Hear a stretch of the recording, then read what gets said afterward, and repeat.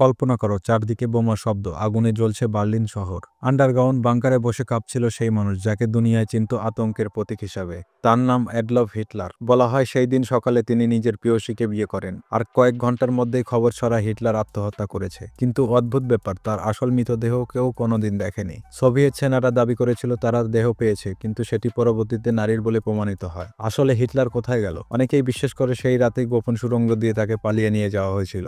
Argentina আর ব্রাজিলে এক বৃদ্ধ লোককে বহুবার দেখা গেছে, দেখতে একদম হিটলারের মতো। কয়েকজন সাক্ষী শপথ করেও বলেছিল সেই হিটলার, কিন্তু কেউ কখনো প্রমাণ করতে পারেনি। তাহলে ইতিহাস আমাদের সাথে মিথ্যে বলল কেন? নাকি সত্যি হিটলার বার্লিনে শেষ নিঃশ্বাস নিয়েছিল? আর যদি না নেয়, তবে কে তাকে পালাতে সাহায্য করেছিল? গোটা পৃথিবী আজও উত্তর খুঁজছে এই প্রশ্নের। মৃত্যুর পরও হিটলার যেন ভয়ের এক ছায়া হয়ে বেঁচে আছে। রহস্যের জাল এত ঘন যে কেউ নিশ্চিত কিছু বলতে পারে না। আত্মহত্যা নাকি সফল পালানো, কোনটা আসল গল্প?